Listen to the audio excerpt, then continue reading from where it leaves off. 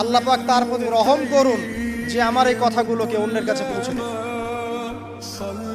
নবীজির ভাষণ। এরপর নবীজি বলছেন, জেনে রাখো নিশ্চয়ই তোমাদের পরস্পরের, মুসলিমদের পরস্পরের সম্পদ, পরস্পরের রক্ত, পরস্পরের এই যে জান মাল ইজ্জত, এগুলো একে অপরের জন্য হারাম।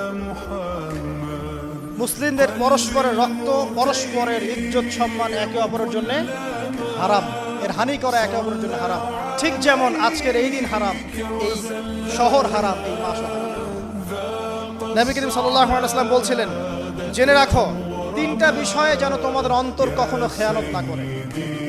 তিনটা বিষয়ে তোমাদের অন্তর যেন কখনো খেয়ানত না করে। এক, তোমরা যে কাজটাই করবা শুধু আল্লাহ পাকের সন্তুষ্টির জন্য করবে। তোমরা যে কাজই করবে শুধু আল্লাহর সন্তুষ্টির জন্য করবে। তোমাদের শাসক বর্গের কল্যাণ কামনা করবে। তোমাদের শাসক বর্গের কল্যাণ কামনা করবে।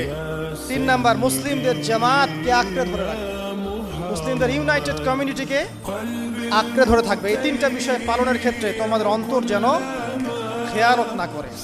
এদিন সূর্য ঢলে যাওয়ার পরে নবী সাল্লাল্লাহু আলাইহি ওয়াসাল্লাম আরো বললেন, শুনে রাখো হে মানব জাতি, এটা ভালো করে শোনেন, শুনে রাখো হে মানব জাতি, নিশ্চয়ই আমি মুহাম্মদ সাল্লাল্লাহু আলাইহি ওয়াসাল্লাম জাহেলি যুগের যত কুপ্রথা আছে সমস্ত কুপ্রথাকে আমার পায়ের তলে পিষ্ট করে গেলাম।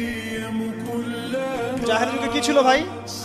শিরিক ছিল, সুদ ছিল, মাদক ছিল, নারীর অবমাননা ছিল, কন্যা সন্তানকে দাফন করা হতো, রক্তক্ষয়ী হানাহানি মারামারি কাটাকাটি ছিল। এগুলো সব কিছুকে আমি আমার পায়ের তলে দাফন করে গেলাম। এটা কি দাফন হয়েছে?